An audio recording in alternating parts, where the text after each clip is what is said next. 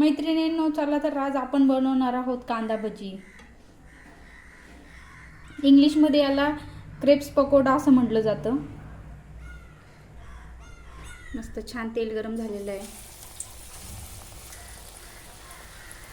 खेकड्यासारखे दिसतात, अगदी कुरुम कुरुम लागतात, छान खुसखुशीत. मस्त छान कलरवर ते भजी तळून घेऊ आपण. असे बघा किती छान क्रिस्पी झालेले आहेत भजे, बघू शकता. हे बघा,